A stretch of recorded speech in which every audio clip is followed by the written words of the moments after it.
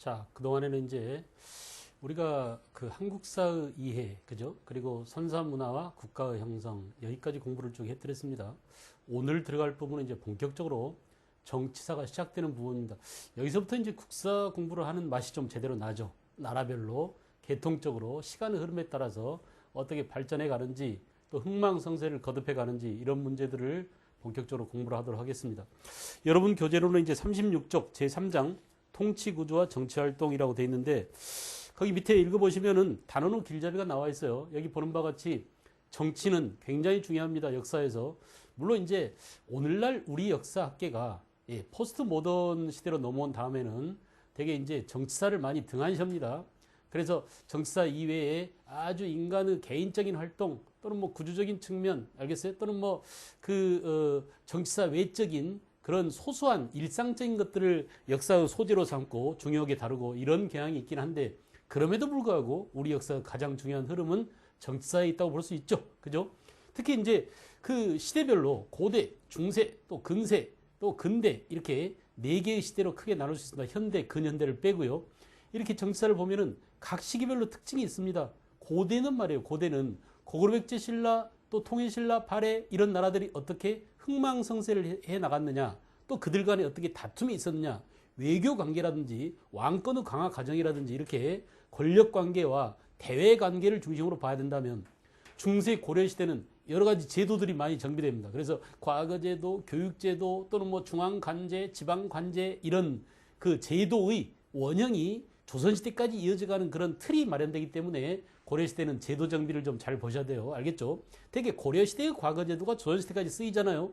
또는 뭐 군사제도랄지 지방제도 또는 중앙행정조직, 이런 것들이 되게 조선시대까지 기본 골격이 이어진답니다. 그래서 고려시대는 제도사가 중요하고요. 그 다음에 이제 조선시대로 가면은, 조선시대는 특별히 그 성리학이 조선시대 전 시대를 다 지배하잖아요. 이 성리학을 공부한 학자들의 캐릭터, 그러니까 조선 전기의 이른바 훈구파라고 하는 세력들, 세종조 때 우리 조선의 그 수준 높은 문화 수준을 완성한 그들의 캐릭터를 잘 알아야 되고, 그 다음에 이제 외란 이후가 되면 특히 16세기 이후부터 조선의 정치를 지배했던 사림들의 세력이 어떻게 붕당 정치와 얽혀지면서 계속 조선의 역사를 풀어나가느냐, 알겠죠? 그들 관계 속에서 여러 가지 제도며 또는 뭐 외교 관계며 또는 세력 간의 다툼, 붕당이며 탕평책이며 이런 것들이 굉장히 중요해요. 알겠죠? 그래서 무조건 정치가 다 중요한 게 아니라 각 시대마다, 시기마다 중요한 정치 흐름이 있기 때문에 여러분들이 이제 그런 것들에 주안점을 두고 공부를 하셔야 됩니다. 알겠죠? 그 다음에 고대의 정치로 들어가서요. 특히 이제 고대 정치는 맨 앞에 세계사와 관련된 부분은 뺍니다. 선생님이 동아시아 문화권에서 특히 중국의 역사는 지난번에 한번 정리해드렸죠. 그 밑에 뭐 인도니 또는 오리엔트니 이런 것들은 여러분들이 공부하기에 너무 버겁기 때문에 빼고요. 그 다음에 이제 그 고대국가 성립, 오늘은 여기로 들어갈 차례입니다.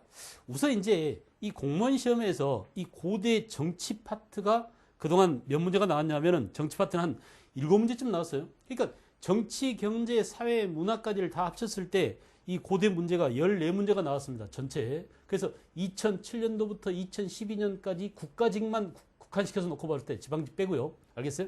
14문제가량 나왔고, 그 중에 정치가 7문제가 나왔으니까 고대사 전체를 통틀어 놓고 보더라도 정치사의 비중이 특히 공무원 시험에서 절반 정도를 차지하구나라는 것은 상당히 의미심장하죠. 그래 안 그래? 그래서 여러분들이 이제 오늘 배울 정치는 대개 2007년에는 삼국의 대관계에 관한 문제가 나왔습니다. 삼국 항쟁 과정을 보여주고 이것을 시대순으로 연결할 수 있느냐, 이런 문제가 나왔고요. 2008년에도 역시 마찬가지로 삼국의 대관계가 나왔습니다. 한 문제씩 나왔어요. 2007년에 한 문제, 2008년에 한 문제. 국가직 국어 문제입니다. 그래서 호우명 그릇을 물었습니다. 2008년에는. 2009년에는 이 고대 정치가 2문제 나왔어요. 하나는 뭐냐? 백제의 건국 세력이 고구려 계임을 입증해주는 유물, 이거 뭡니까? 그래요. 여러분이 잘 알다시피 서울에 있는 석촌동 고분군이죠. 그죠? 그 다음에 이제 2009년에 또 발해 문왕, 이게 좀 어려웠었습니다. 그래서 8세기 발해 문왕 대음무 당시에 대음무가 발해를 지배하고 있을 때 통일신라 시대는 무슨 일이 일어났느냐, 이런 문제가 나왔었는데 여러분 좀 그 답을 찾기 힘들었을 겁니다. 어쨌든 2009년에는 고대 정치 문제가 이렇게 2문제 나왔더랬어요. 그 다음에 2010년에 한 문제 나왔죠. 그냥 2010년도에는 바로 광개토 대왕의 업적을 다이렉트로 물었습니다. 그 다음에 2011년에는 고대 정치 문제가 안 나왔어요. 쉬었고요. 그 다음에 2012년에 다시 2문제 또 나왔습니다. 그래서 신라 6세기 지정왕에 대한 인물을 묻는 문제가 나왔었고, 그 다음에 이제 2012년에는 발해의 대관계를 묻는 문제가 나왔는데, 여러분, 선생님이 이렇게 문제를 쫙 검토해 보니까 알겠죠? 지방직이나 7급도 마찬가지예요. 알겠어요? 되게 뭐가 많이 나온다? 기본적인 내용이 잘 나옵니다. 기본적인 흐름도 모르는 주제에 아주 지엽적인 것, 아주 세밀한 것, 그런 까지 공부하려고 힘쓰다 보면은 딴데, 엉뚱한데 힘을 다 쏟고 정작 기본기가 약화되면 문제를 푸는데, 고득점을 하는데 큰 타격을 받습니다. 그래서 지금 수업 시간에 다루어주는 아주 기본적인 흐름과 기본적인 개념과 기본적인 용어와 맥락, 이런 것들을 잘 잡아주는 게 굉장히 중요해요. 알겠죠? 그래서 여러분들이 선생님을 믿고, 알겠어요?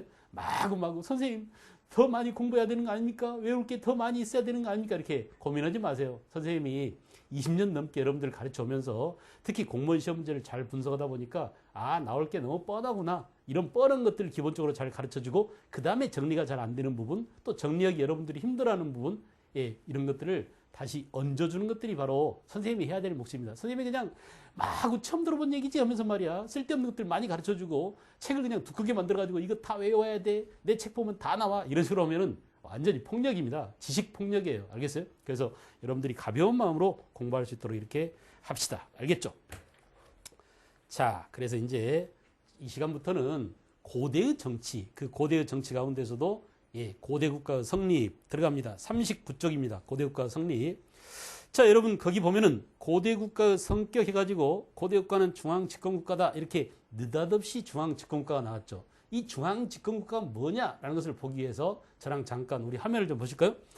자, 보면은 우리가 국가라고 하는 것은 말이에요. 이 국가라고 하는 것은 프랑스의 유명한 철학자, 그죠? 교육자이면서 철학자이면서 장자크 루소는 사회계약론에서 그런 말을 했어요. 사회라고 하는 것, 이 사회계약설에서 사회라고 하는 것이 바로 국가입니다.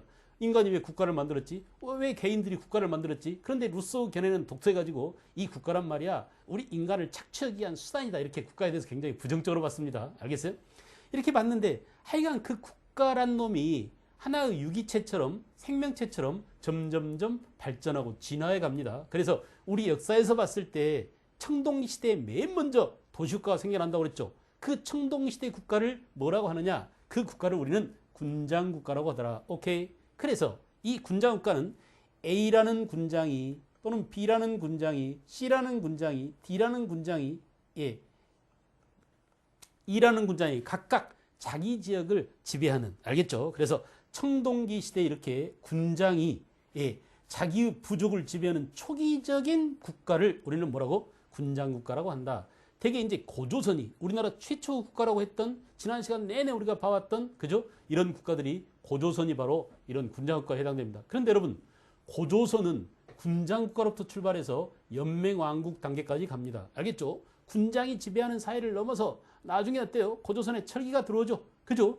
중국으로부터 5세경에 철기가 전래되고, 그래 안 그래? 철기 전래 이후에 위만이라든지 또는 기원전 3세경에 부왕, 준왕, 이렇게 왕이 등장했잖아요. 왕이가 세습되는 모습도 보여줬잖아요. 그래서 연맹왕국 단계까지 가더라. 알겠어요? 아직 정확하게 고조선의 모습이 밝혀지지 않았기 때문에 어느 정도까지 갔는지는 잘 모르겠지만은 적어도 중앙 집권국가 직전까지는 가지 않았냐라는 게 학계의 정설입니다. 알겠죠? 그래서 고조선도 처음에는 군장국가로부터 출발했다라는 점, 고조선이 우리나라 최초의 군장국가였다. 알겠어요? 그런데 이 군장국가 단계에서 그 다음 단계로 한 단계 더 진전하면 뭐야? 이제 연맹왕국으로 갑니다. 알겠죠? 여러 군장국가들, 알겠어요? A, B, C, D, E 이런 군장들이 서로 뭘 맺어? 연맹을 맺어. 알겠어요? 이렇게 연맹을 맺단 말이에요. 이렇게 연맹을 맺어서 이 중에, 야, 우리 중에 제일 센 놈을 왕으로 세우자. C, D가 왕해. 이렇게 왕위로 옹립합니다. 알겠죠? 그런데 우리가 이제 이미 다 배웠잖아요. 부여 같은 경우도 이렇게 5부족 연맹국가였다. 고구려도 5부족 연맹국가였다. 사만도 어떻습니까? 마하는 54개 연맹왕국. 그죠? 또 뭐 진화는 12개, 변화는 12개. 이렇게 연맹왕국 단계인데, 그 연맹왕국 단계에서 부여 같은 경우를 예를 들어보세요. 오곡이 잘 익지 않아. 농사가 잘 안 돼. 왕 이 자식이 재수 없어서 그래. 야, 이번엔 네가 왕해. 넌 잘려. 이렇게 해가지고 왕을 교체했단 말이야. 이런 모습이 고구려 백제 신라 초창기적 모습에서 많이 나타납니다. 왕위가 세습되어지기 이전에 왕을 로테이션으로 교대로 해가면서 여러 군장들이 서로 이렇게 돌아가면서 연맹체의 왕을 추대했던 그런 단계를 우리는 뭐라고? 연맹왕국이라고 하더라. 오케이. 그래서 이제 연맹왕국 단계로 갑니다. 철기 시대가 도래한 이후에 그죠? 사유재산이 보다 더 강화되고 국가 권력자 지배자 권한이 보다 더 세지고 이러면서 지배력이 커지면서 국왕이 출현하더라. 그러나 왕권에 비해서 군장 세력이 여전히 강대했다. 알겠어요? 그래서 부여 같은 경우 중앙에 왕이 다스리고 나머지는 사출도를 누가 다스렸다고? 군장들이 다스렸다. 이렇게 배웠죠. 부여라든지 고구려라든지 북쪽에는 또 우리 한반도 남쪽에는 마한, 진한, 변한, 사만이 되게 연맹왕국 단계였다. 그죠? 고조선도 여기까지 왔었다. 고조선도 연맹왕국 단계까지 왔었다. 왕이 있었지 않냐? 알겠어요? 자, 그런데 여러분 2단계를 지나면 보다 더 왕권이 세집니다. 그래서 이제 왕이 군장들을 쪽도 못 쓰게 만들어요. 전부 다 군장들이 다스리던 지역까지 왕이 직접 지읍니다. 왕의 힘이 지방까지 미치게 됐어요. 알겠어요? 그래서 중앙으로 권력이 집중되게 됐다 이런 말이야. 중앙 집권국가. 알겠죠? 우리가 이 중앙 집권국가를 고대국가라고 한다. 우리 역사상 뭐라고요? 고구려, 백제, 신라 이 세 나라가 고대국가가 되었다. 그런데 곧바로 그냥 다이렉트로 고대국가 된 게 아니야. 연맹왕국 단계를 지나서 점점 왕이 강화되더니 왕권이 강화되더니 그러면서 체제를 정비하고 중국의 율령을 받아들이고 불교를 받아들이고 그러면서 점차 왕권이 강화돼 갑니다. 그러니 시험에 나올 때도 뭐예요? 어떻게 삼국이 점차 중앙집권화의 과정을 겪느냐 이 과정을 잘 물어요. 여러분 지금 제가 말씀해 드린 대로 알겠어요? 이런 내용이 아주 중요한 포커스입니다. 고대국가가 그 이전 연맹왕국에 비해서 뭐가 달라지냐를 묻기 때문에 시험에는 말이에요. 고구려, 백제, 신라 세 나라의 왕권이 강화되는 과정, 중앙집권화의 길을 걷는 과정, 율령을 받아들이고 불교를 받아들이는 과정, 이 과정의 순서를 묻거나 이게 어느 왕 때 일어난 일이냐, 누가 빨랐냐, 이건 어느 나라의 현상이냐 이렇게 묻는 각도가 다양해집니다만은 내용은 똑같습니다. 그래서 중앙집권화 과정과 그 특징들을 잘 알아두신 게 중요하죠. 됐습니까? 자, 다시 한번 머릿속으로 정리해보자. 맨 처음에 뭐라고? 군장국가. 그 다음 뭐라고요? 연맹왕국. 그 다음에 중앙집권국가. 우리가 지금부터 공부하려고 하는 고대국가는 중앙집권국가다. 오케이. 됐나요? 좋아요. 넘어가겠습니다. 이제. 그 다음에 자, 아주 중요하죠. 중앙집권국가. 즉 우리가 배우려고 하는 고대국가는 뭐냐? 중앙집권국가는 뭐라고요? 왕권이 강화됩니다. 알겠죠? 여러분 왕위가 세습되어집니다. 특히 왕위의 세습 문제에 있어서 먼저 형제 상속이 이루어져요.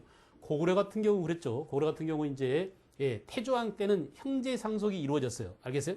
게르부 고씨가 형제 간의 왕권을 넘겨주더니 나중에 점차 왕권이 강화되면 이제 형제 간 상속이 아니야. 바로 내 다이렉트 내 아들한테 내 직계 아들한테 왕위를 넘겨주는 이걸 무슨 상속 그럴까? 부자 상속. 잘했어요. 그래서 처음에는 형제 상속이었지만 나중에는 점차 부자 상속으로 간다. 상속 문제가 형제 상속에서 부자 상속으로 가면 왕권이 더 강화되어진다라는 것을 꼭 기억할 것. 알겠어요? 그러니까 형제 상속 때보다는 부자 상속 때 왕권이 더욱더 강화돼 갔구나. 중앙 집권화가 보다 더 진전돼 갔구나. 그 예를 들 수 있는 게 어디라고? 고구려다. 고구려는 언제? 태조왕 때 그 형제 상속. 나중에 언제? 고국천왕 때 게르부 고씨가 왕위를 독점. 알겠죠? 부자 상속이 이루어진다라는 점. 어쨌든 이렇게 세습이나 상속이나 부자 상속, 형제 상속 이런 말이 나오면 이 나라는 중앙 집권국가가 이루어졌구나 이렇게 표현할 수 있어요. 다시 강조합니다. 중앙 집권국가 가장 중요한 특징은 뭐라고? 왕권 강화다. 넥스트. 그다음 뭐냐? 이제 이렇게 강화된 힘을 바탕으로 해서 넘치는 힘, 알겠죠? 주체할 수 없는 이 에너지를 바탕으로 해서 더 많은 땅을, 더 많은 인민을 차지하기 위한 영토 정복 전쟁에 나섭니다. 알겠어요? 내 백성을 더 잘 살게 하기 위해서는 넓은 땅이 있어야 돼. 더 좋은 지역을 차지해야 돼. 더 많은 백성을 내 백성으로 만들어야 돼. 이런 영토 정복 욕심은 그죠? 계속되겠죠. 그래서 영토 정복 사업에 나서더라. 여러분, 그러니까 누가 어디를 공격했다라든지 어디를 병합했다라든지 알겠어요? 또는 뭐 어디를 탈환했다든지 그죠? 이런 표현들이 나오면 누구를 뭐 축출했다든지 이런 게 나오면 전부 다 영토 정복 전쟁을 일삼았구나라는 것을 말해주는 단서의 다름 아닙니다. 알겠나요? 그래서 이렇게 중앙집권국가의 고구려 백제 신라라고 하는 고대 국가의 가장 중요한 특징은 이렇게 영토 정복 전쟁을 치열하게 전개했다. 아시겠죠? 그래서 고구려는 나중에 대영토 정복군주 누가 나옵니까? 광개토대왕 장수왕이 나옵니다. 백제는 누가 나오죠? 근초광이 나오죠. 신라는 누가 나오나요? 잘했어요. 진흥왕이 나오죠. 이렇게 우리는 앞으로 배울 거지만 미리 땡겨다 배우고 또 그때 가서 또 배우고 나중에 복습하면서 배우고 제가 말씀드렸죠. 한번 공부하면 되게 너댓 번씩은 하니까 선생님 강의만 잘 듣고 있어도 따로 외우려고 막 밑줄 긋고 별 펴고 형광펜으로 막 생 쇼를 하고 이렇게 하지 않아도 잘 듣기만 해도 여러분들이 공부할 수 있습니다. 알겠어요? 그래서 너무나 부담감 갖지 말고 수업 시간에 집중해서 들을 것, 그 다음에 뭘 하고 그랬죠? 복습할 것. 내가 혼자서도 책을 읽을 수 있나? 책을 읽으면서 선생님이 수업 시간에 강의했던 그 내용이 떠오르나? 이게 떠오르면 말이에요. 그 머리, 그 기억, 그 생각을 그대로 시험장에 갖고 가면 답 다 나와요. 알겠죠? 그런 과정을 겪는 게 중요해요. 알겠어요? 그 다음에는 또 뭐냐? 이제 어떻습니까? 다스려야 될 사람들이 더 많아졌어요. 다스려야 될 땅이 더 넓어졌어요. 더 많은 영토와 더 넓은 영토와 더 많은 인구를 다스리기 위해서 보다 더 정비된 시스템이 필요합니다. 이 시스템을 어디에서? 중국에서 들여왔죠. 그래서 중국으로부터 율령을 도입해 오더라. 아시겠나요? 그러므로 예, 고구려는 소수림왕 때 율령을 반포하고 백제는 언제? 3세기 고이왕 때. 자, 잠깐 주의해야 됩니다. 백제가 율령 반포가 제일 빨랐어요. 알겠죠? 3세기 고이왕 때. 신라는 언제? 신라는 나중에 언제요? 예, 버프왕 때 비로소 율령을 반포합니다. 알겠죠? 그래서 이렇게 고구려는 4세기 소수림왕, 백제는 3세기 고이왕, 신라는 6세기 버프왕 때 율령을 반포함으로써 이제 나라의 기틀이 체제가 정비되게 된다. 아시겠나요? 그 다음에 사람들의 정신세계를 통일할 필요가 있었습니다. 자, 생각해 보세요. 옛날 우리가 고조선에 대해서 얘기했죠. 고조선이 처음에 세워지기 이전에 토착 세력 신석기인들은 고물 숭배하는 부족 또는 뭐 호랑이를 숭배하는 부족, 그래서 토테미즘이 있었다고 그랬잖아요. 토테미즘뿐이 아니야. 원시 신앙들이 굉장히 많았습니다. 그래 안 그래? 샤머니즘, 토테미즘, 그저 조상신 숭배. 우리가 지금도 부모 돌아가시거나 또는 할아버지 할머니 돌아가신 이후에 제사를 지내는 것은 아직도 우리 민족은 조상을 신으로 모신다는 얘기예요. 알겠어요? 그러니까 이제 기독교 교회 다니는 사람들은 오직 한 분이신 하느님, 유일신인 하느님 외에는 섬기지 말아서 제사를 다 없애지만 아직도 제사를 지낸다는 얘기는 결국 뭐냐? 조상을 신격화해서 섬겨있다는 얘기야. 알겠나요? 그래서 우리는 예로부터 아주 다양한 원시 신앙들이 있었습니다. 그런데 사람들이 자기가 믿는 신앙이, 그죠? 자기가 믿는 대상이 서로 다르면 어때요? 서로 갈등이나 싸움을 할 가능성이 많겠죠. 갈등 구조로 빠질 그 가능성이 많아요. 그래서 어때?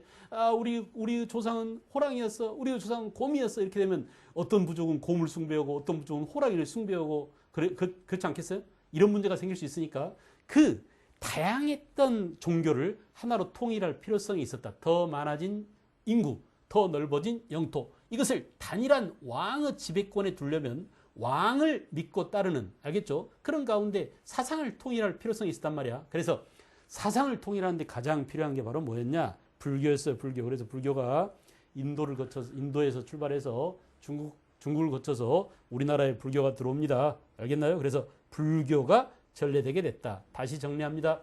왕권 강화, 영토 정복 전쟁, 그리고 또 뭐가 있다고 그랬죠? 잘했어요. 율령 반포, 불교 수용. 이 네 가지는 중앙 집권 국가, 즉 고대 국가의 특징이다. 알겠죠? 이게 갖춰져야 고대 국가의 체제가 정비됐다고 볼 수 있다. 됐나요? 잘 외워두시기 바랍니다. 알겠죠? 표현, 언어적 표현에 주의하실 것. 자, 이제 그 부분이 여러분 교재 39쪽을 보면 나와 있습니다. 맨 위에, 그죠? 중앙 집권국가의 특징, 영토 정복 사업, 왕권 강화, 율령 반포, 불교 수용. 기본적인 것이지만 아주 중요하니까 잘 알아두시고, 그 다음에 중앙 집권국가의 형성 그랬죠? 고구려, 백제, 신라 순으로 고대국가 체제가 정비됐다. 여러분, 고구려가 제일 빠르고 중앙 집권화가, 그 다음에 백제, 그 다음 신라 순이었어요. 알겠어요? 그래서 되게 이제 이러한 순서는 중국으로부터 문화가 유입되어 오는 순서하고 되게 일치합니다. 알겠나요? 근데 우리가 여기서 잠깐 주의해야 될 것은 율령만큼은 백제가 제일 먼저 받아들인다. 알겠어요? 율령만큼은 제일 먼저 백제가 받아들인다. 이렇게 생각하시면 됩니다.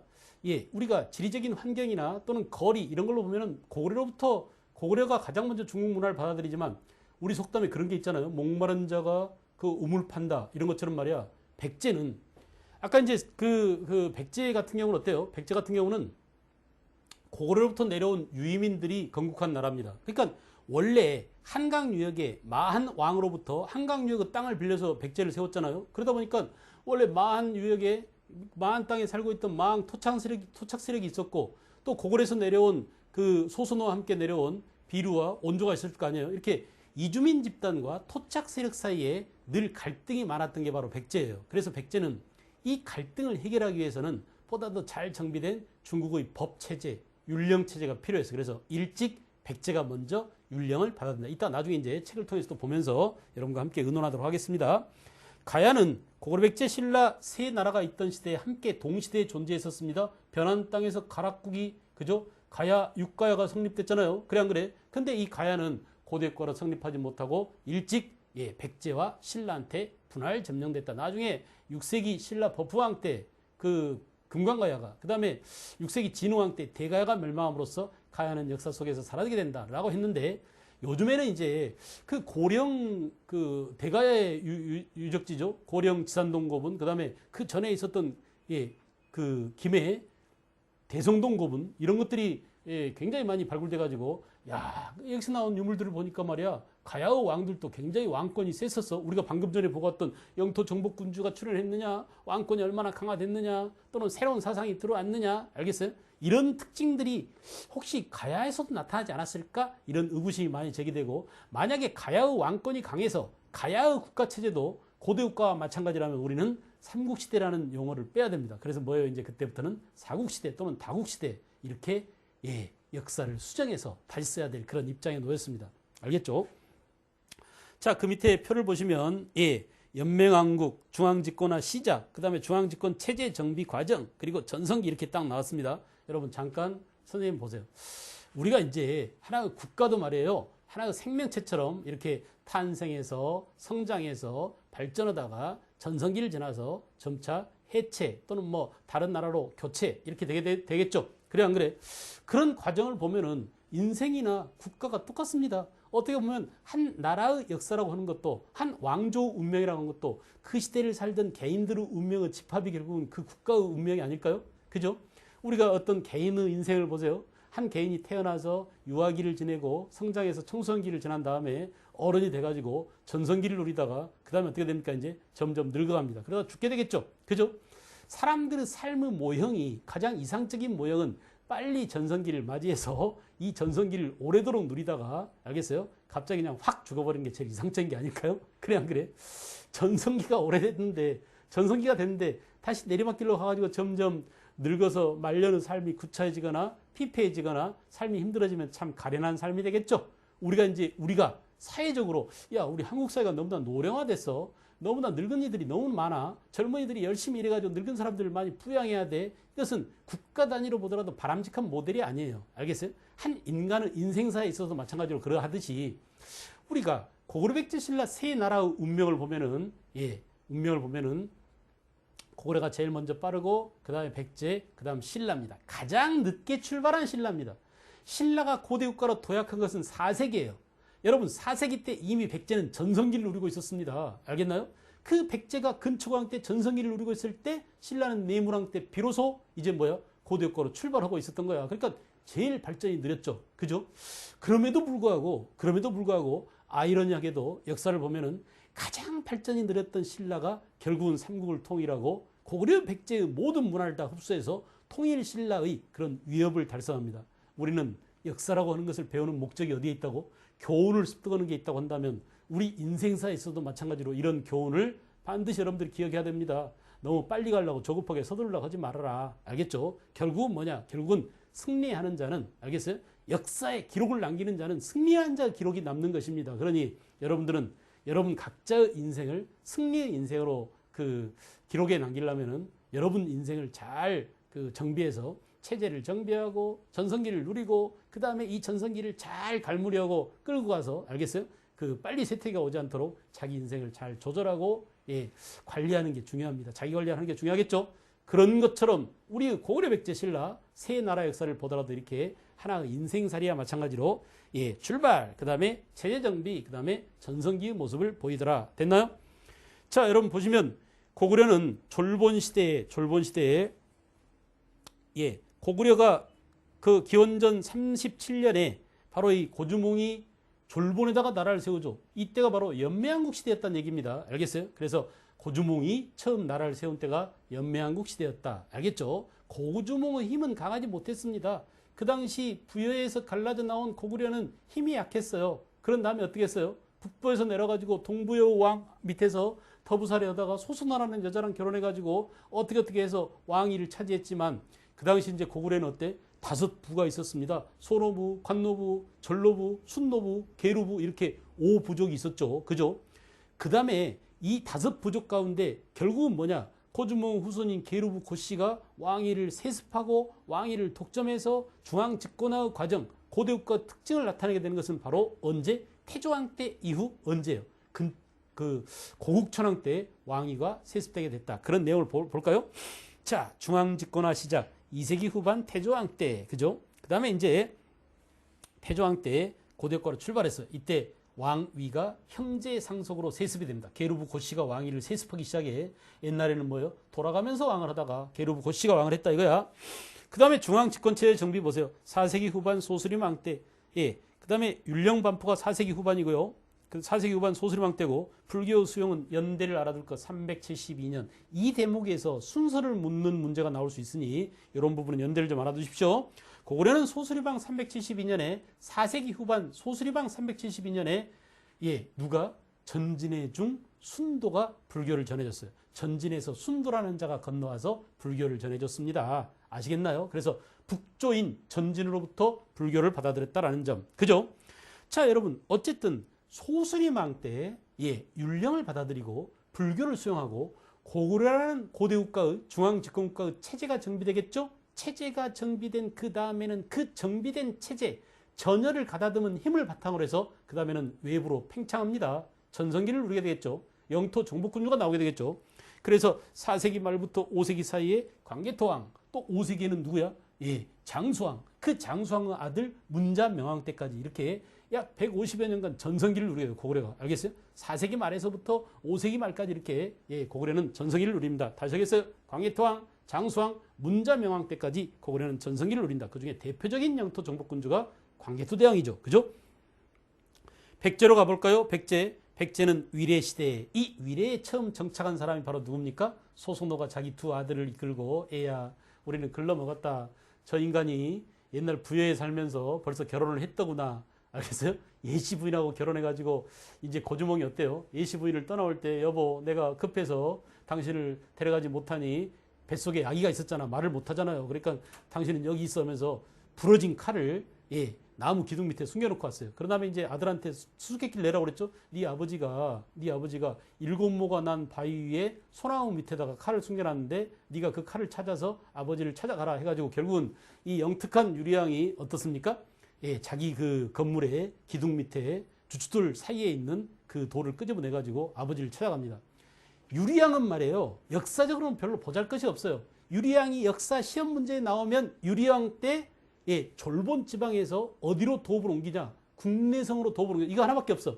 그런데 이 유리왕은 문학적으로 아주 뛰어난 걸 하나 남깁니다. 편편황조 이렇게 하면서 시작되는 황조가야. 알겠어요? 그래서 유리왕한테 2명의 부인이 있다고 그러죠. 한 명은 그 중국에서 온 부인하고 한 사람은 또 우리 그 고구려에 있는 여잔데 아마 이름이 미희인가 치희일 겁니다. 이 둘 중에 중국 부인을 시기해가지고 고구려 부인이 쫓아버렸어. 그래서 그 도망간 중국으로 달아난 중국 여자를 쫓아서 가다가 하늘을 나는 꾀꼬리야 너는 짝이 있어서 자웅이 함께 날아다니는데 나는 뭐냐 짝 잃고 외롭게 헤매는 나는 뭐냐 이 멋진 고대 시를 남겨가지고 유리왕은 황조가로 유명하고 또 하나 유리왕 역사 시험 문제에서 여러분이 기억해야 될 유리왕은 뭐라고요? 졸본 지방에서 만주 그죠? 지린성 지금의 지린성이죠. 길림지방 지반현 통구 국내성 지역으로 도읍을 옮겼다. 알겠어요? 여러분 고구려가 도읍을 옮긴 게 몇 번 있었습니다. 특히 이제 이렇게 졸본 지방에서 국내성을 옮긴 것은 누구라고요? 유리왕이고 다시 국내성에서 평양으로 천도합니다. 이 평양 천도가 5세기 누구야? 장수왕 때예요. 나중에 또 배웁니다. 미리 땡겨와서 지금 하고 있다고 그랬어요. 알겠죠? 이렇게 수도를 옮겼다는 점 유리왕 때. 알겠나요? 그 다음에 소수리망 때 체제를 정비하고 광개토대왕 때 전성기를 누리더라. 그죠? 백제는 어떻게 됐습니까? 그 사이에 이제 그 유리왕이 내려와 버리니까 고주몽한테 별 볼 일 없게 된 두 아들들 비류와 온조는 소선호가 고주몽하고 사이에 났다고도 하고 이미 한번 결혼을 해가지고 전 남편과 사이에 비류와 온조가 태어났다는 설이 여러 가지가 있는데 어쨌든 간에 둘은 이제 개처방이 된 거죠. 본처 자식이 내려와 버렸으니까. 그래서 왕자리는 너희한테 안 돌아올 것 같아. 내려가자. 차라리 저 인간하고 지금 믿고 살 수 없으니까 남쪽에 가서 넓은 땅이 있는 그쪽에 가서 마왕한테 알겠어요? 땅을 빌려가지고 나라를 세우자 해가지고 소선호가 내려왔어요. 그런데 이 소선호가 내려와서 어디에다가 한강유역에다가 도읍을 정하려고 했는데 형인 비류는 아니야 이것이 아니야 해가지고 어디로 갔습니까? 미출로 갔습니다. 당시 이름이 미출이고 지금은 인천이죠. 인천에 간 아마 이 인천 그 비류를 따라서 소선호가 갔던 모양입니다. 소선호와 함께 인천으로 갔던 그 비류는 결국 어떻게 됐어요? 야 이거 인천에는 말이야 바닷물이 자꾸 들어와서 땅은 있지만은 염분이 섞여가지고 농사가 잘 안 되는구나 해가지고 그 삼국사기에 보면은 비류는 농사가 안 되면 한탄해서 자결했다고 그래. 있을 수 없는 일입니다. 우리 인간이 말이에요 농사가 안 된다고 사냥이 안 된다고 알겠어요? 예, 또는 뭐 생산이 안 된다고 자기 목숨을 끊거나 그러지 않습니다. 대개 그럴 경우 어때? 다른 데로 찾아갑니다. 더 좋은 땅을 찾아서 이주를 해가겠죠. 그래서 이때 비류는 삼국사기에서처럼 스스로 자결하지 않고 배를 타고 뗏목을 타고 바다 건너 일본으로 가서 그 당시 미개했던 일본 천하를 통일하고 이 비류가 건너가서 일본의 천왕이 되었다라는 설이 있어요. 아주 유력합니다.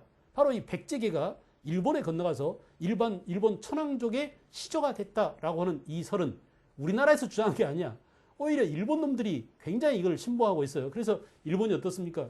일본이 일제시대 말에 그 남산에다가 신궁을 짓고 이 신궁의 총본산을 바로 부여에다 지었습니다. 부여 사비에다가 옛날 백제 본산에다가 알겠어요? 그래서 자기네들의 고향이 백제라는 것을 일본이 스스로 인정할 만큼 이렇게 비류 백제가 일본에 건너갔다라고 하는 이 제야 사학자들의 그런 주장이 상당히 일본 학계에서는 널리 일반화되어 있고 많이 받아들여져 있고 앞으로 이제 우리가 신라 중심으로 역사가 쓰여지고 특히 이제 신라 중심적 사관이 우리 한국사의 주류를 형성했기 때문에 이 백제사가 많이 묻혀져 있었지만은 일본과 관련된 이 백제사의 연구가 보다 더 진전되면 아마 이런 부분들도 역사가 새롭게 다시 재조명될 때가 오겠죠. 어쨌든 이렇게 한강유역의 도읍을 정했습니다. 백제 위례시대죠. 그래서 온조가 둘째인 온조가 그죠? 비류는 떠나버리고 온조가 위례에다가 백제를 세운 게 18년이에요. 이때 나라 이름이 처음에는 뭐였어요? 십제였다. 10명의 부하들과 함께 건너갔다고 해서 십제입니다. 근데 비류를 따라갔던 부하들이 아이고 우리 비류가 없어져 버렸어요. 우리는 다시 컴백하자 해가지고 어때? 다시 온조한테 왔답니다. 그래서 따르는 무리들이 엄청 많아졌다고 해서 십제에서 나라 이름을 뭘로 바꿨다? 백제로 바꿨다. 이 제자가 건널 제자. 여러분이 알다시피 십제나 백제나 전부 다 뭐예요? 건널 제자잖아요. 그러니까 이미 이름 속에 그들이 어딘가를 건너왔다. 바다를 건너든 하천을 건너든 강물을 건너든 그죠? 이주민 집단이 건너왔다. 어디에서 왔느냐? 고구려에서 한강유역으로 건너왔다는 것을 이름 속에 나라의 이름 속에 스스로가 내포되어 있다는 것입니다. 우리가 이제 이것을 근거로서 보여준 게 바로 뭐라고요? 그렇죠. 서울 석촌동 고분을 봐라. 석촌동 고분을 보면 고구려 초창기의 그 고분과 아주 유사하다. 알겠어요? 그래서 장군청과 비슷한 알겠죠? 그런 모습의 고분이 이제 그 석촌동 고분군에 여러 기가 있답니다. 됐나요? 자, 이렇게 위례시대 기원전 18년에 온조가 나라를 세웠고 나중에 3세기쯤 가면은 중앙집권화가 시작됩니다. 주의하라고 그랬습니다. 아까 잠깐 말씀드렸는데 3세기 고요양 때는 벌써 어때요? 그렇죠. 중국으로부터 율령을 받아들여요. 그죠? 자, 우리가 알다시피 고구려에서 갈라져 내려온 온조 집단과 원래 한강유역에 누가 있었어요? 마한 세력이 있었을 거 아니야. 마한의 토착 세력이 있었을 거 아니에요. 얘들이 서로 결합해서 나라를 세웠습니다. 그래서 백제라는 나라가 세워졌는데 이 백제는 결국 뭐냐? 이주민 집단과 토착 세력이 연합해서 세운 연합 세력이라고 볼 수 있어요. 자, 굴러 들어온 고구려계 주민들이 박혀있던 박힌 돌을 뽑아내고 지네들이 지배층이 된 거야. 그러다 보니까 어때요? 늘 백제는 갈등과 충돌과 이해타산이 서로 안 맞아. 이런 것들을 해결하기 위해서는 뭐가 필요합니까? 야, 우리 늘 이렇게 싸우지 말고 법을 정하고 룰을 정하고 이 룰을 지키면서 살자라고 앞선 중국의 율령 체제를 빨리 받아들일 필요가 있었겠죠. 그래 안 그래? 이런 니즈에 의해서, 이런 필요에 의해서 가장 먼저 백제가 율령을 받아들였다. 지금 선생님이 몇 번 강조했습니다. 오히려 선진국인 고구려보다 후진국인 백제가 먼저 중국의 율령을 받아들인 데는 그만한 사회적 분위기가 있었다는 것을 여러분들이 꼭 기억하시기 바라요. 알겠죠? 그래서 3세기 중엽에 고유왕 때 벌써 율령을 받아들이고 그 다음에 이제 불교는 고구려 372년 소수림왕 때 불교가 들어왔다면 백제는 그보다 12년 늦어요. 연대를 외우려고 하지 말고 소수림왕 372년에 고구려가 먼저 불교를 받아들였다. 백제는 그로부터 12년 뒤에 불교를 받아들였다. 알겠어요? 그래서 384년 침유왕 원년에 불교를 받아들였습니다. 여러분 어쨌든 이렇게 백제가 3세기와 4세기, 3세기 고유왕, 4세기 침유왕 이때를 거치면서 시스템이 정비되고 그 다음 어때? 그 다음에는 이제 체제가 정비되면 뭐가 온다고 그랬죠? 전성기가 오게 되겠죠. 그래서 백제는 근초고왕 때의 대정복 군주가 됩니다. 근초고왕이. 그래서 요소지방을 공격하고 중국을 쳐들어가죠. 그 다음에 또 산둥반도를 치겠죠. 그리고 또 어때요? 일본의 규수지방에 쳐들어가서 이렇게 고대 상업 세력을 구축합니다. 광대한 상업, 서해를 지배하고 바다를 지배하는 자 고대를 지배했었어요. 우리가 생각하는 것보다 훨씬 더 백제의 세력 판도가 컸습니다.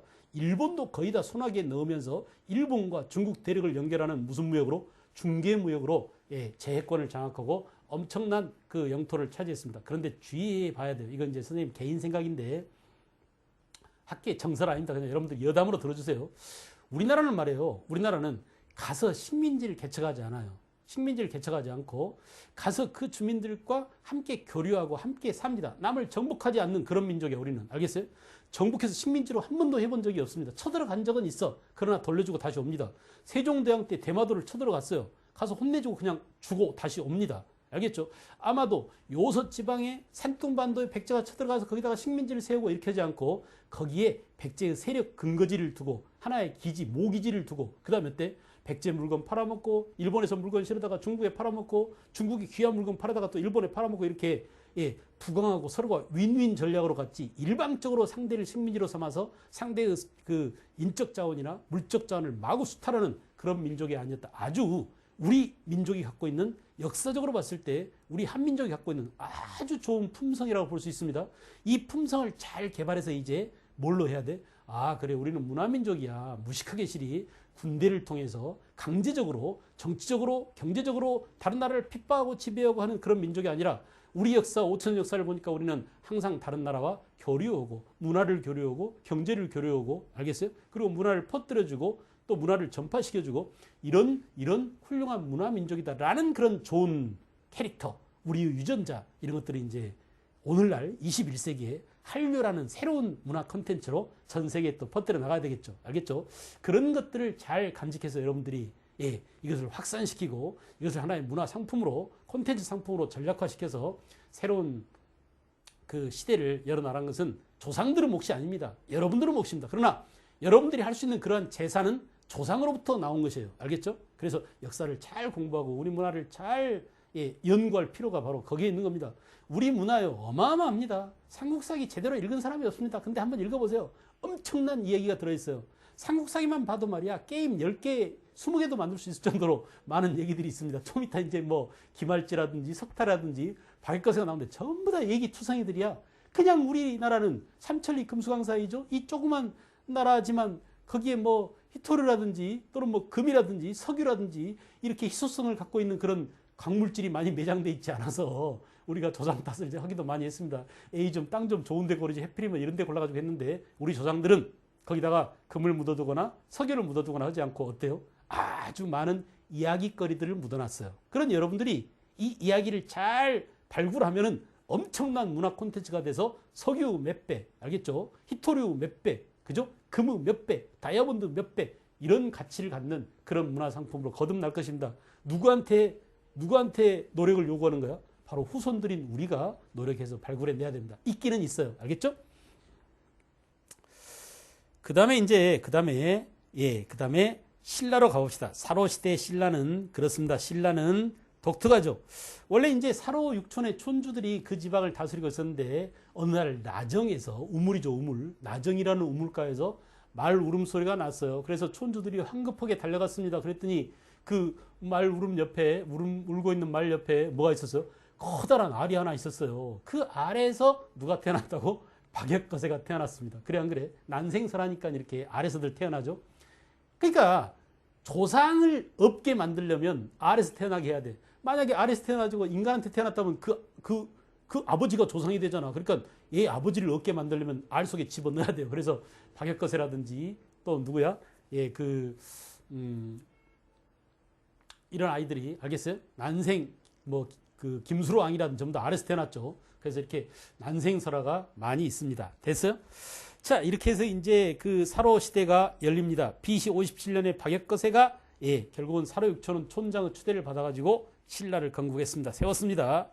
자, 신라는 그 이후에 석탈해가 들어옵니다. 역시 석탈해도 외부에서 들어온 그런 새로운 집단이라고 볼 수 있어요. 알겠죠? 석탈해 이후에도 또 뭐야? 박씨가, 석씨가 되게 초창기에는 박석씨가 왕을 해먹다가 나중에 이제 4세기 언제쯤 가면은 미추왕 때쯤 가면은 김할지의 6대손이죠. 미추왕이. 김할지의 6대손인 미추왕이 왕이 됩니다. 그래서 미추왕 다음에 나중에 이제 내무왕 때가 되면 비로소 김씨가 왕위를 독점적으로 세습해가요. 알겠어요?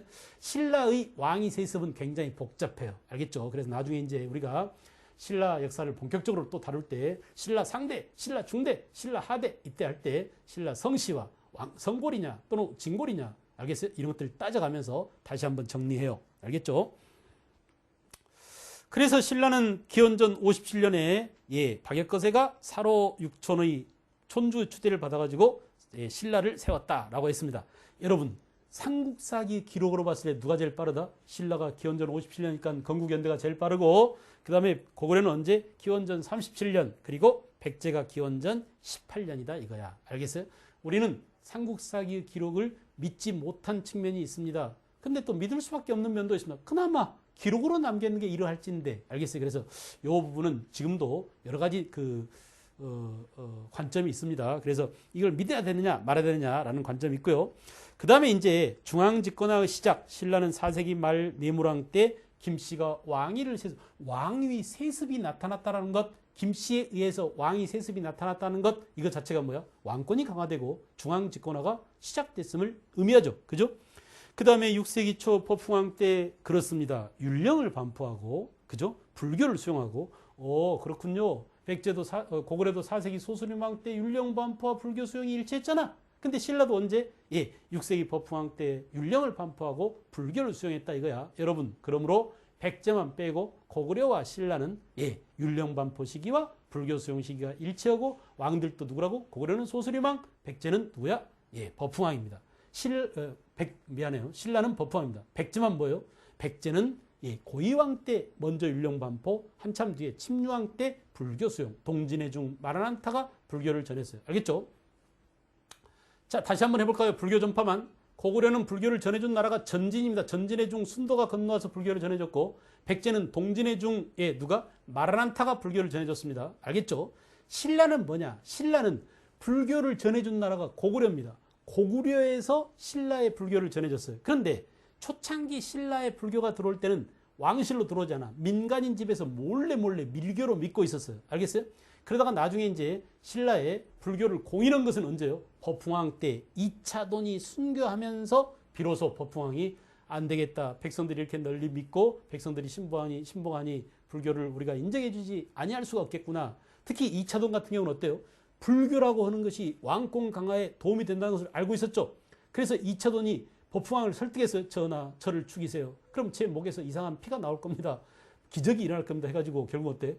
2차돈 순교비에 보면은 거기에 목 잘린 2차돈 목에서 하얀 그 우유 같은 피가 이렇게 나오는 그런 그 모습이 조각된 걸 여러분들이 봤을 겁니다. 알겠어요? 그래서 이제 2차돈은 법흥왕을 위해서 순교를 당해준 거죠. 왕권 강화를 위한 법흥왕을 위해서. 그래서 법흥왕 때 불교를 공인했다. 역시 신라도 마찬가지야. 법흥왕 때 체제가 정비되면 그 다음에는 뭡니까? 6세기 진흥왕 때 전성기를 누리게 됩니다. 됐나요? 표로 정리된 이 내용을 여러분들 교재를 통해서 또 다시 봅니다. 고구려부터 보겠어요. 고구려. 고구려는 동명성왕이 1대고 2대왕 유리왕 아까 다 했습니다. 대무신왕 3대, 모본왕 4대, 민중왕 5대. 절대 시험에 안 나옵니다. 만약에 이런 내용들을 가르치고 있는 선생님이 있다면 그 선생님 강의를 들으면 안 돼요. 알겠어요? 시험에 나오지 않는 거야. 지금까지 내용을 보면 안 나옵니다. 알겠어요?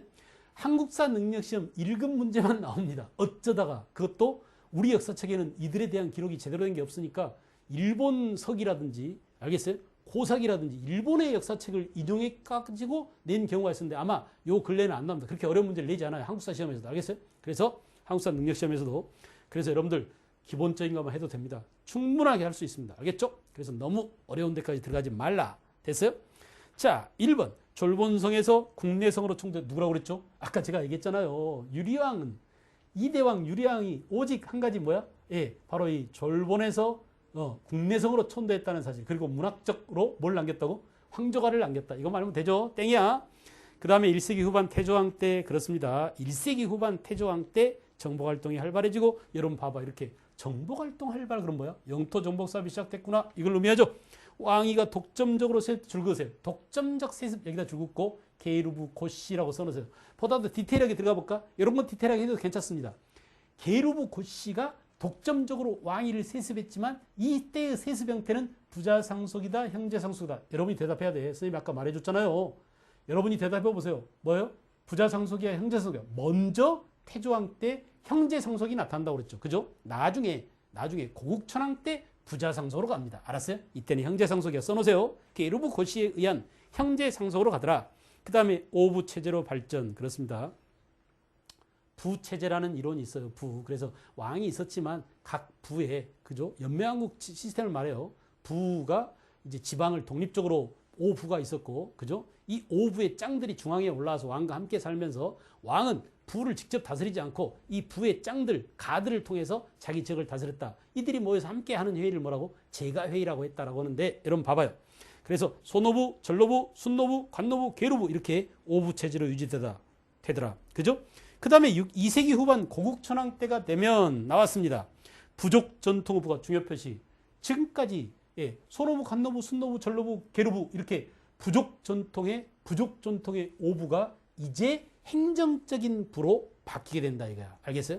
행정적인 부로 바뀌다. 그만큼 어때? 중앙집권화가 진전되었음을 의미한다. 됐나요? 됐어요? 아주 중요한 표현입니다. 다시 하겠어요? 만약에 시험 문제에 이런 표현이 나와버리면 이게 어느 왕인지 헷갈리기 십상입니다. 그래서 언제? 2세기 후반 어느 왕 때? 고국천왕 때 부족적 전통의 5부가 행정적 전통으로 바뀐다. 알겠죠? 그러면 보다 더 중앙집권화가 진전되었음을 의미한다. 오케이. 좋아요. 그 다음에 또 중요 표시하세요. 부자상속제가 확립되다. 됐나요? 부자상속제 확립. 태조왕 때 형제상속, 고국천왕 때 부자상속. 제가 몇 번째 했습니다. 이렇게 몇 번씩 해주기 때문에 수업만 잘 들어도 점수 나온다. 걱정하지 말자. 오케이? 왕권 강화, 중앙집권화 진전. 그래요. 자, 태조왕, 고국천왕을 지나면서 초창기적 모습을 지금 보고 가자는 얘기야. 백제는 뭐냐? 한강 유역의 토착 세력과 고구려 계통의 유이민의 세력의 결합으로 기원전 18세기에 성립됐다. 여러분 다 했죠. 오른쪽에 백제의 건국설화 있잖아. 이게 고구려 계통의 사람들이 내려와서 위례 지역에 한강 유역에 백제를 세우는 그런 장면이니까 여러분들 한번 읽어보세요. 선생님이 아까 말로 다 했습니다. 그 다음에 이제 한 9년은 한강 유역 진출을 막아내면 성장. 그렇죠? 3세기 중엽의 고유왕이 한강 유역을 완전히 장악하고 중국의 정체제 수용. 이렇게 다른 말로 표현. 중국의 정체제를 수용했다라는 말을 다른 말로 해봐. 뭐라고? 율령반포. 알겠죠? 율령 수용. 됐습니까? 관등제도 정비 줄 그세요. 관목제도 정비. 알겠죠? 관등제도와 관목제도를 정비하고 이렇게 지배체제가 정비되면서 중앙집권화가 그죠? 시스템이 토대가 정비되게 됐다. 어느 왕 때라고 그랬죠? 그래요. 잘했어요. 고이왕 때 3세기 중엽 고이왕 때. 그 다음에 이제 신라 건국신화가 나왔습니다. 신라 건국신화. 이것도 아까 다 말씀드렸죠. 신라 건국신화. 박역거세가 나정 옆 숲에서 말이 무릎을 꿇고 울고 있었는데 달려가 보니까 큰 알만 있었고 알에서 깨어난 애가 바로 누구다? 박역거세다. 그죠? 바가지처럼 큰 알이라고 해서 성을 박씨라고 했고. 자, 이렇게 해서 이제 박역거세가 최초의 왕이 됐는데 여러분 그 밑에 보면은 신라의 왕호 변천에 관한 내용이 나옵니다. 거기 보면은 읽기 자료에 신라의 예, 발전과 왕호 변천 과정 이렇게 돼 있죠. 자, 우리가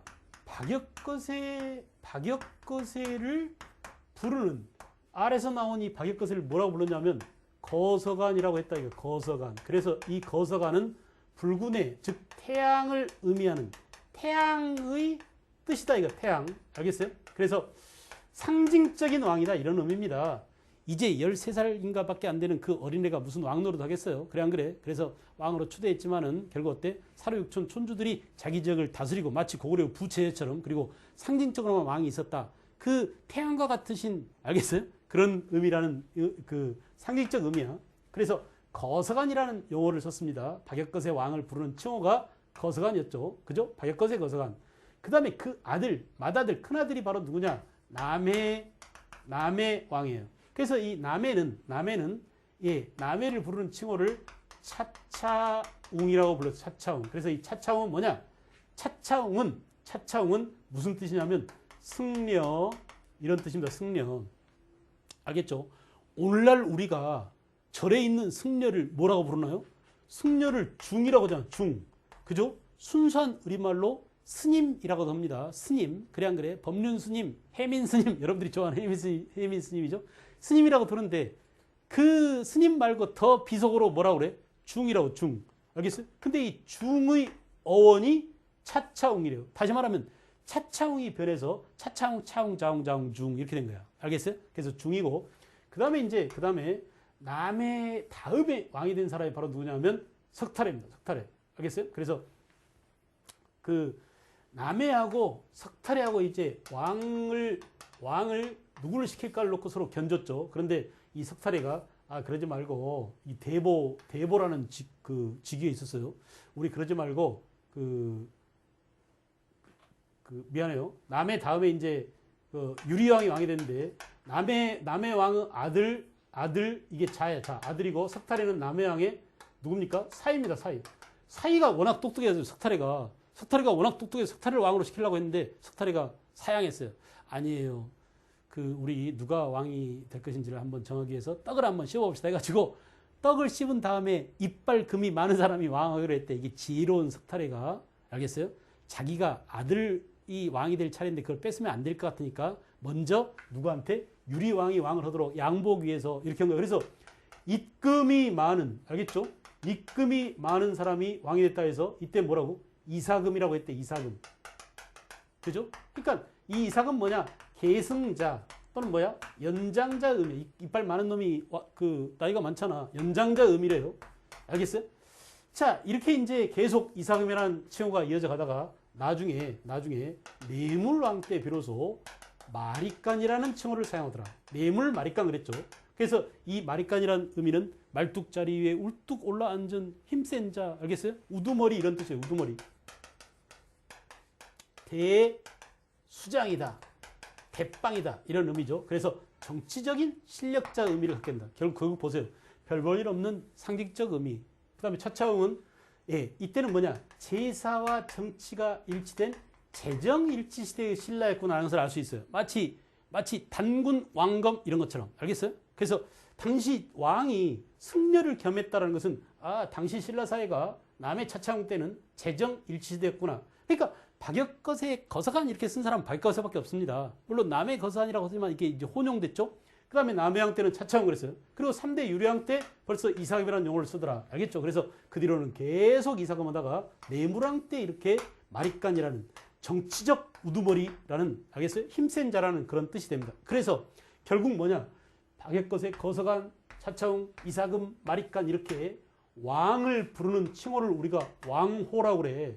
이 왕호의 변천 과정을 보면은 결국은 뭐라고요? 결국은 고대 국가로 점점 왕권이 강화돼가는 그런 과정을 알 수 있다. 이런 내용이죠. 그래서 여러분들이 신라의 발전과 왕호 변천을 보면 돼요. 그거 읽어보시면 됩니다. 그 다음에 이제 4번 전기 가야연맹 그랬는데 낙동강 하류 옛날 무슨 지역에? 변환 지역에. 여러분 변환 그러면 특징이 뭡니까? 낙동강 하류 비옥한 델타 지역 삼각주 지역을 확보하기 때문에 땅이 비옥합니다. 벼농사가 잘 됩니다. 또 특히 변환 지역은 삼한시대부터 뭐가 많이 생산? 철이 많이 생산. 이 생산된 철을 가지고 어때요? 일본과 낭랑 이런 등지에 수출했었죠. 그래서 중개무역으로 돈을 많이 벌었습니다. 이 발달된 벼농사와 중개무역, 철 수출로 그 발달된 경제력을 바탕으로 해서 일찍이 가야 연맹이 형성되고 있었다. 됐죠?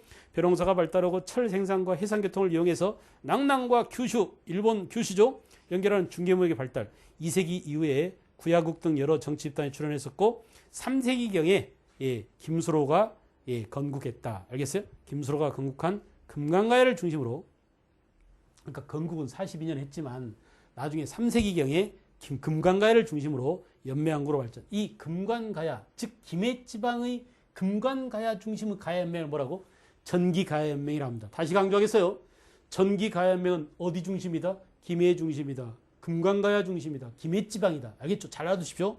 아까 그 선생님 잠깐 말씀드렸죠. 이 김해의 대성동 고분이 어마어마한 그 고분군에서 유물들이 많이 발굴되어 있습니다. 알겠어요? 그래서 야, 이거 가야 역사를 재조명해야 돼. 가야도 연맹왕국 단계가 아니라 아마 고대 국가로 중앙 집권화 과정을 거쳤을 거야. 이렇게 강력한 국가 시스템이 있었다니. 알겠어요? 이런 것들을 입증해주는 그런 유물들이 마구 쏟아져 나왔어요.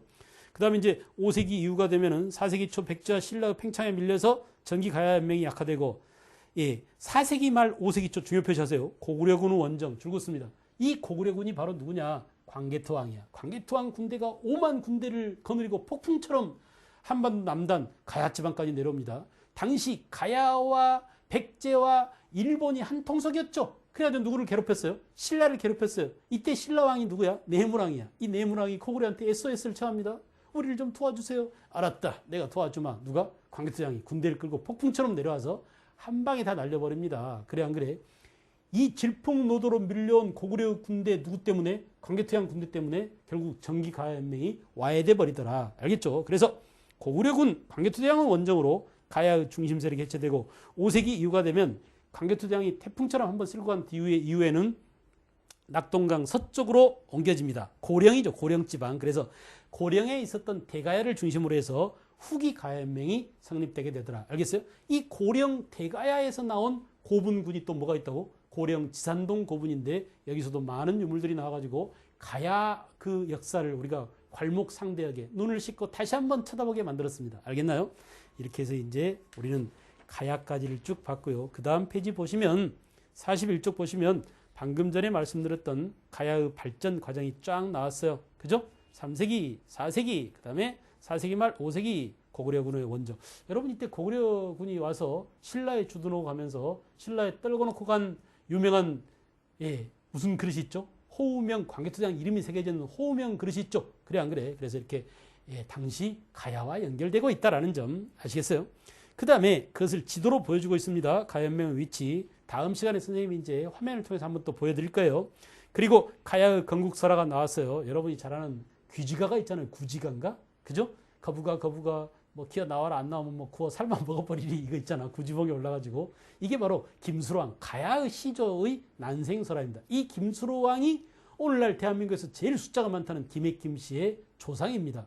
그 김해김 씨의 조상 김수로왕과 결혼한 사람이 저 멀리 인도 아이타국에서 넘어온 허왕옥이죠. 그래서 허왕옥은 인도 사람이고 김수로왕은 신라 사람이고 결국 어때요? 우리 민족은 이렇게 단일 민족이 아니에요. 당군의 그냥 단순한 당군 후손이다 이렇게 볼 수 없습니다. 알겠죠? 이렇게 인도 아이타국 공주가 와가지고 결국은 김해왕과 지금도 어때요? 김해허 씨와 김해김 씨는 그래서 결혼을 하지 않는답니다. 알겠죠?